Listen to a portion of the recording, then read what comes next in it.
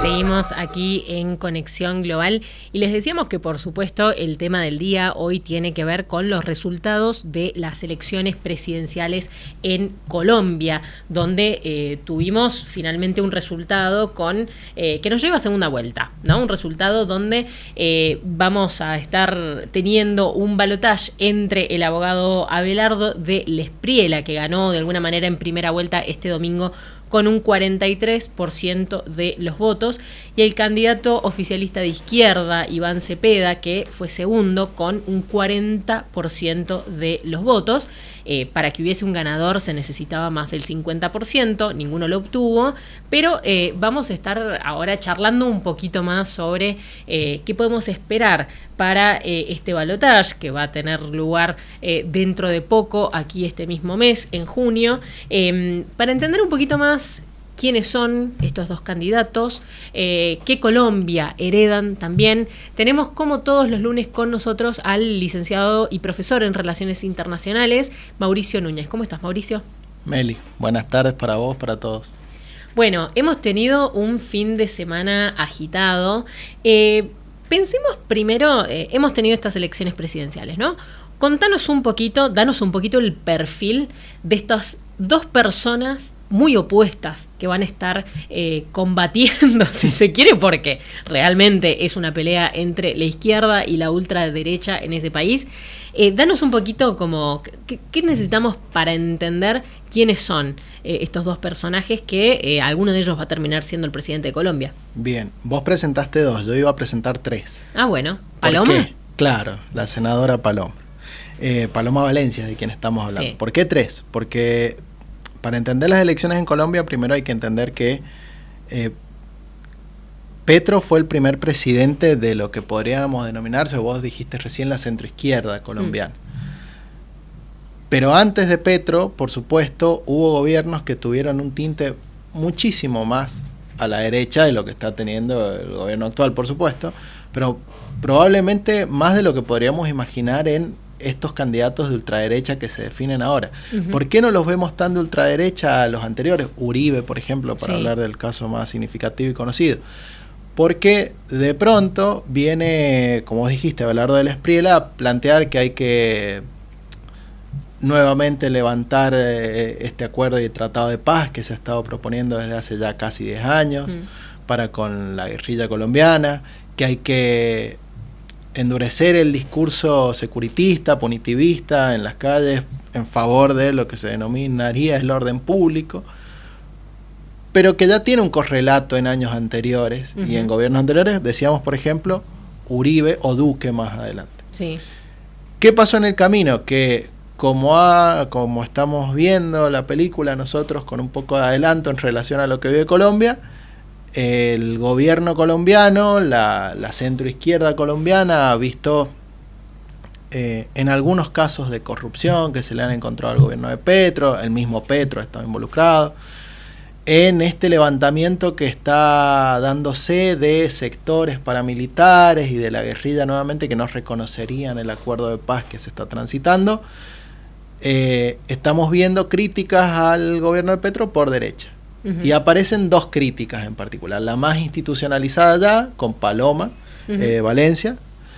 Que además es un poco el delfín de Álvaro Uribe, que lo mencionaste vos, que ha sido el gran presidente de derecha de los últimos tiempos de Colombia, con a diferencia de quien vino después y plantear el proceso de paz y demás, fue una persona que tenía una mirada mucho más dura hacia cómo enfrentar la cuestión con las guerrillas. Y sobre todo quien vino a implementar en Colombia lo que se conoce como Plan Colombia, ¿no? Que fue directamente la injerencia norteamericana para la solución de lo que ellos llamaban el problema del narcotráfico tras los años 80 y 90, que sabemos estuvieron atravesados por serios liderazgos de parte de los cárteles de Medellín, bueno, de Cali también. Entonces, bueno, ante esta cuestión, el Plan Colombia venía a querer organizar todo eso. En este caso, la salida de parte de Paloma Valencia no ha sido tomada por la población colombiana, por lo menos como válida, y se ha ido a un outsider, a un empresario, como vos lo presentabas, abogado también. Siento que esta historia ya la vi. Sí, veces. la hemos escuchado antes, lo que cambiamos son los nombres. Pero bueno, lo que viene a hacer de la Espriella es eso, captar un poco el voto uribista, que se pensaba que iba a caer cerca del 15%, ha llegado al 7%, y por lo tanto hay que ver si se traslada en su totalidad luego en el balotaje del 21. ¿Qué es lo que uno esperaría, ¿no? Que un poco los votos uribistas vayan a la opción de ultraderecha. Bueno, eso es lo que hay que ver ahora, en función también, adelantándome a la pregunta de qué puede pasar el 21, sí. Porque cerca del 60% de la población en Colombia ha llegado a votar, considerando por supuesto abstención, voto en blanco como una sola unidad, tenemos un 60% de votantes. Suele ser en Colombia un número parecido, dado que en Colombia hay características distintas en cuanto a las elecciones respecto a nosotros, pero se espera que ese abstencionismo que podría haberle jugado a Cepeda, que sería el candidato de Petro, en contra, hay que ver cómo juega ahora que se posiciona este candidato de ultraderecha y que se da esta polarización, de la cual, bueno, como lo vimos en Chile, en Brasil se dio, lo hemos vivido y lo vivimos acá en Argentina, son modelos que se presentan como antagónicos en algunos aspectos que a la vida social son muy importantes. Cómo se maneja la salud, cómo se maneja la educación, qué rol tienen los sectores, sobre todo rurales, en esta Colombia que sabemos está atravesada por una geografía que no es particularmente benevolente en cuanto a la salida industrial que podría dársele en otros rubros, como por ejemplo podría ser en Venezuela el caso del petróleo. Entonces, bueno, de ahí que hicieran mella en algún momento los cárteles y que buena parte de la población se tuviera que volcar en esa dicotomía de cártel o autodefensas o paramilitares. Y en función de eso, bueno, cómo se organiza la vida social después, porque como sabemos Petro y lo hablábamos antes en la producción, ha dado reconocimiento a muchos derechos sociales, sobre todo a los sectores más postergados, afrodescendientes, pueblos originarios, pueblos indígenas, pero en esa medida también ha sido enjaulado por el discurso que sabemos que tiene la ultraderecha aquí en todos lados, del equilibrio fiscal, de para dónde se va el déficit, qué se hace con la plata del Estado, qué rol debe tener el Estado. Y en ese sentido, las encuestas un poco prevían que, bueno, siempre hay que tener como cierto cuidado con las encuestas, pero lo daban ganador a Iván Cepeda en primera vuelta y además también, depende de cuál miraba uno, por supuesto, y además también la ubicaban a Paloma, en realidad, a Paloma Valencia, como claro, quien iba a pasar a segunda vuelta. Incluso algunos ambiciosos, pero ya era mucho, decían que Iván Cepeda podía llegar a ganar en primera vuelta. No solo no ganó, sino que además, o sea, no solo van a segunda vuelta, sino que además salió segundo en esta primera vuelta. Cuando hablamos de Petro, ¿cuál es la Colombia que un poco les hereda a cualquiera de estos candidatos? Podemos entender, por supuesto, las críticas por derecha, pero se han dado muchas críticas también desde la izquierda, o al menos en relación a las expectativas que se tenían cuando Petro ganó, y la Colombia que deja. ¿Por qué es un personaje un poco impopular también internacionalmente hablando? A ver, primero, ya que lo mencionás, Petro salió a decir que no reconoce, al menos parcialmente, el escrutinio. Te decía recién similitudes y diferencias entre el sistema político argentino y el colombiano. Una diferencia es que en Colombia el candidato que llega al 50%, no al 45% como nosotros, gana directamente sin segunda vuelta. Como vos decías, ninguno lo alcanzó. Una diferencia de 700.000 votos hace que vayan al balotaje. Pero una similitud es que el recuento se hace en dos tramos, por así decirlo. Un tramo que sería este primero, el que nosotros también estamos atentos del domingo a la noche, que por ahí vemos qué dice el correo, qué dicen los telegramas. Pero después viene el escrutinio definitivo. Y ese escrutinio definitivo es el que está esperando el gobierno de Petro para reconocer definitivamente la victoria. Que como dice él en un tuit, no tiene consecuencias legales, quizá presentar el resultado de ayer, pero sí consecuencias políticas, porque sabemos que a partir de esto, y lo que hablábamos antes, se encolumnan seguramente algunos sectores en favor de un bando o el otro, de la candidatura del pacto histórico, o bueno, del movimiento por la patria, o de los patriotas, que sería el de Abelardo. En el caso de que Colombia deja, como vos decías, Petro, si se quiere, tiene esa característica común a otros gobiernos de centro-izquierda latinoamericanos, que es, al menos desde mi mirada, ¿no? Esta necesidad de representar a un amplio sector de la población que todavía no tiene una representación política definida, que ve en este tipo de figuras, hay que recordarlo aunque sea brevemente, Petro formó parte de la guerrilla en su momento. Claro. Entonces él fue propulsor de los tratados de paz, reconociendo y asumiendo ese pasado del cual se hizo cargo y todo, pero no necesariamente terminó de romper relaciones con quienes para Colombia representan una amenaza mucho más real, que son, por un lado, bueno, el narcotráfico, como sabemos, que detrás tiene a sectores empresarios y de los estados locales con mucha fuerza, pero aparte, y muy característico del último tiempo, con Estados Unidos, con quien Trump sobre todo ha enmarcado a Petro como parte de este esquema de narcotráfico, del cual no podemos decir si forma parte o no seríamos jueces ni nos corresponde, pero sin duda que Petro podría haber marcado un poco más esa independencia y ese margen de autonomía que no ha logrado, o que por lo menos cuando ha podido hacerlo no lo ha realizado. Entonces, o lo ha hecho desde Twitter y después se ha sentado con exactamente, Trump como ese si es nada. el evento del cual quería hacer mención.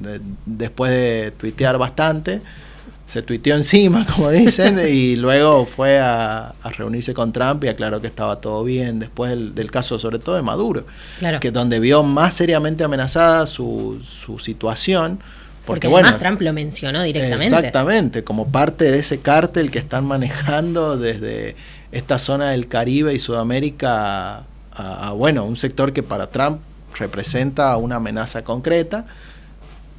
Podemos discutir perfectamente si existe o no esa amenaza, pero lo cierto es que Petro formaría parte de esa lista, y lejos de romper directamente con Estados Unidos, ha tratado de mantener una posición ambivalente, para algunos pragmática, pero bueno, en definitiva, que no termina de marcar ideológicamente de manera exacta qué posición tomaría él frente a ciertas cuestiones. Ni hablar que en el caso, y ya que estamos lo menciono, en el caso de esto que ha tuiteado acerca de cómo se ha dado el escrutinio, cómo se tiene que dar el escrutinio definitivo, Sheinbaum, que es una aliada directa de Petro en la región. Presidenta de México. Presidenta de México, exactamente. Esta mañana en la conferencia que ella da los lunes de la mañana, dijo algo como: hay que escuchar al pueblo. No nos adelantemos ni tomemos decisiones apresuradas en cuanto al ejercicio democrático del voto. Y es que además es una jugada que siempre sale un poco mal, esta cuestión de cuando no ha habido realmente irregularidades importantes. Ya hemos visto muchas veces en América Latina esta cosa de que el que queda un poco atrás sale a denunciar fraude, y eso, más allá de que pueda haber habido alguna serie de irregularidades o que no tengamos un resultado oficial, claramente cae bastante mal en la población. Además, el contrincante ha dicho cuestiones bastante fuertes también en relación a qué pasa si no se respeta o si no se reconocen los resultados. Obviamente, de todas maneras, hablamos de resultados de primera vuelta. Hay una segunda vuelta. Y en ese sentido, vos nos hablabas recién de, bueno, un poco qué ha sido Petro para Colombia, qué es lo que ha podido, lo que no ha podido hacer. ¿Qué podemos decir de Iván Cepeda? ¿Es una continuidad realmente del gobierno de Gustavo Petro? ¿Ves diferencias ahí? Hay diferencias, por lo menos en cuanto al personaje. Hay que pensar que el padre de Cepeda... lo asesinaron los paramilitares. Exactamente, fue muerto en el 94 por paramilitares, y su historia lo ha marcado a partir de ahí. Él ha formado parte como diputado y luego como senador de los procesos de paz que comenzaron en 2014, y es un promotor de una salida más, podríamos decir, institucional, en el sentido de que, sacando su historia personal, él no ha formado parte de ninguna guerrilla, ha sido militante de los derechos humanos. Es muy difícil compararlo con una figura de Argentina, quizá, pero sería más parecido a algo como Adolfo Pérez Esquivel, ¿sí? Que tiene mucho reconocimiento internacional en materia de derechos humanos, siempre desde la política, nunca desde las Fuerzas Armadas o desde los grupos guerrilleros. Entonces, esa figura, de pronto, frente a lo que Petro representaba en un momento, podría ser, y considero que lo ha logrado, por lo menos en esta primera etapa, hay que ver en el balotaje, una manera de aglutinar a esa centroizquierda colombiana detrás de un proyecto a partir de ahora del 2026. Pero bueno, hay que ver si logra despegarse de esa figura que, como están viviendo todos los gobiernos que tienen más o menos una ideología parecida en este momento, del déficit fiscal, esto de ir contra el equilibrio fiscal, de defender de que pueda sostener un Estado que intervenga en la sociedad y en la economía un poco más de lo que el liberalismo tradicional, o el neoliberalismo en este caso, viene a reclamar. Entonces, bueno, y sobre todo, ¿qué rol tiene Colombia para con Estados Unidos? Que es en definitiva lo que, bueno, venimos hablando ya en varias columnas, porque hemos pasado por varios países de América Latina, sí, y que en Colombia se vive muy en particular porque desde hace 30 años la influencia norteamericana es directa en el territorio y militarmente. Sí, sin dudas Colombia, con uno de los conflictos armados más antiguos de esta región, tiene mucho que repensar sobre ese vínculo con Estados Unidos, y además Gustavo Petro fue uno de los primeros, ¿no?, gobiernos de izquierda de Colombia, de ese país. Ha habido muchos líderes de izquierda asesinados directamente en lo que ha sido ese conflicto. Me interesa que nos vayamos ahora al otro lado, ¿no?, al otro contrincante, Abelardo del Espriella, que además de ser un representante de la ultraderecha, es un poco un cosplay de Bukele, digamos, y tiene cierta cosa también de inspirarse en nada más y nada menos que Javier Milei. Quería leerles un pedacito del tuit que ha publicado el presidente de la Argentina, diciendo que quiero felicitar a Abelardo por su triunfo en la primera vuelta de las elecciones de Colombia y a los colombianos por esta ejemplar jornada electoral. Este resultado refleja el anhelo de libertad y progreso del pueblo colombiano y una voluntad expresa de decirle basta al fracasado modelo socialista que tanto daño le ha hecho a nuestra región y a Colombia en especial en los últimos 4 años. De repetirse este resultado en segunda vuelta, no tengo dudas que Colombia va a ingresar nuevamente al concierto de las naciones libres y retomará un rumbo orientado a la defensa de la vida, la libertad y la propiedad. Y por supuesto, viva la libertad, carajo, ese es el tuit de nuestro presidente. Este nuevo contrincante se inspira en Milei, en Bukele. ¿Qué podemos esperar con alguien que lleva la delantera? No solamente porque ha salido primero en primera vuelta, sino que en teoría uno podría pensar que se llevaría los votos de la derecha tradicional. Bueno, justo que mencionabas el tuit de Milei, te iba a mencionar también el hecho de que Milei en un momento también tuvo un conflicto diplomático con Petro, estuvieron ahí negociando a ver si se retiraban embajadores mutuamente, no sé si recuerdan a principio del gobierno de Milei. Fue una pelea de niños. Sí, fueron... Me llevo mis crayones. Porque se tuiteaban encima los dos, en realidad, pero bueno, volviendo, la idea de, como decías vos, de Abelardo del Espriella, de construir más de 10 cárceles de máxima seguridad en Colombia, bueno, sí, un poco mucho, representa lo que Bukele ha logrado en El Salvador, esta idea de securitizar todo a partir del combate al narcotráfico, pasando por supuesto por todos los derechos y garantías constitucionales que podamos conocer en el Estado democrático capitalista que vivimos. Milei en ese sentido no ha hecho nada distinto de lo que viene haciendo. Hay que ver qué tanto suma, en cuanto a tu pregunta, la posibilidad de que los votos de Paloma Valencia vayan directamente a Abelardo del Espriella. Lo que yo dejo más abierto como escenario es la posibilidad de que este factor de votos en blanco o de gente que se abstuvo de votar, que no fue a votar directamente, de ausentismo, tomen partido por ya sea por el gobierno actual, ya sea por este outsider que viene a aparecer como Abelardo. Pero ese voto me parece que va a ser un poco más importante, sobre todo porque así como en muchos países de Latinoamérica, hay que tener en cuenta que, como te decía recién, Colombia geográficamente tiene distinciones internas y cada una hace pesar más su voto, y lo que está en disputa en este momento son algunos votos metropolitanos de algunas ciudades importantes, como te decía, Medellín, Cali, Bogotá. Y después, ¿qué va a pasar en algunas regiones más del interior, donde se sabe que los sectores populares no tienen necesariamente una línea ideológica que puede ir del lado de lo que piensa Abelardo, pero que como dice algún filósofo argentino, la solidaridad con el que va ganando a veces aparece y todos queremos ayudarlo por más que estemos en contra, por la duda de que eso nos traiga beneficios a futuro, y en ese sentido me parece que la clave está ahí, ver cómo juega ese voto abstencionista y cómo juega el interior en Colombia para ver para qué lado se inclina definitivamente la balanza del 21. Hay que decir, y me parece como bastante simbólico, que así como decíamos que el padre de Iván Cepeda, que es el candidato de la izquierda que va a ir a este balotaje, es hijo de un padre que fue asesinado por grupos paramilitares, su contrincante, Abelardo, ha sido un abogado de paramilitares, ¿no? O sea, ya sí, estamos viendo hasta desde lo simbólico cómo estos dos candidatos son candidatos realmente muy opuestos, que siempre hay una componente del enojo hacia el gobierno actual que pesa para votar a la alternativa, nos guste o no esa alternativa.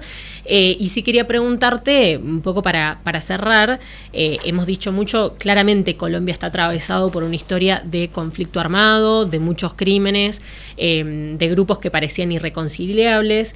Se firmó un tratado de paz, acá lo decimos mucho, los tratados de paz no son solamente un papel que se firma, son procesos, y esos procesos tienen avances y regresiones. ¿Qué te parece que puede llegar a pasar con el proceso de paz si ganase Abelardo la opción de ultraderecha?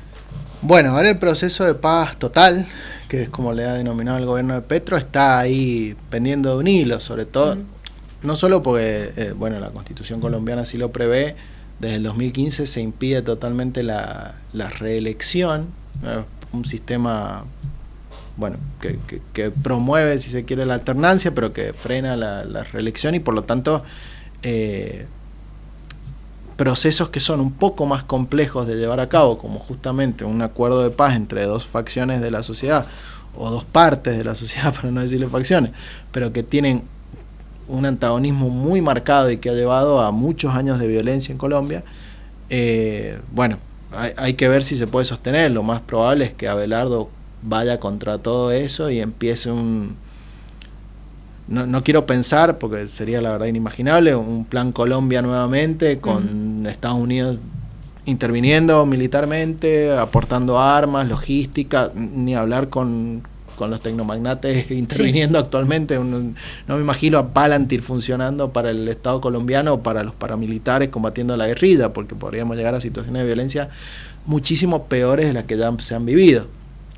Pero bueno, mientras tanto, los estados están creciendo para ese lado, y hay que ver si el gobierno colombiano puede sostener el rumbo político más allá del color que pueda tener, y transcurrir en una nueva paz que signifique para el pueblo colombiano, en definitiva, una vida democrática que no termina de asentarse, si se quiere, porque no hay democracia. Bueno, no me quiero poner en filósofo, pero no hay democracia sin esta paz necesaria entre los pueblos, y sobre todo internamente, y lo que Colombia le ha costado lograr muchísimo en este tiempo, aún con acuerdos y aún con colaboración de muchos sectores, porque hay que recordar que son abanderados de derechos humanos de nuestro país que han colaborado. Lula ha estado presente, España también. Entonces, bueno, hay una intención internacional de lograr la paz, pero está claro que los gobiernos en Colombia,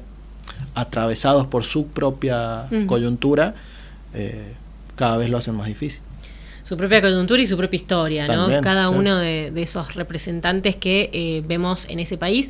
Por lo pronto vamos a tener balotaje el 21 de junio, ¿no? Si no estoy equivocada. Sí, 21 de junio. Vamos a ver qué pasa en este balotaje que va a enfrentar a Iván Cepeda de la izquierda, continuidad con Gustavo Petro, y Abelardo de L'Esprit, la representante de la ultraderecha. Vamos a ver también qué cartas sacan en estos días, ¿no? Cercanos al balotaje, para ver qué va a suceder en este vecino país de Colombia. Hasta acá llegamos. Muchas gracias, Mauricio, por acompañarnos. Como siempre, por la invitación. Y bueno, esto fue Conexión Global por hoy. Mañana volvemos con mucho más de lo que pasa en el mundo. Si te quieres divertir,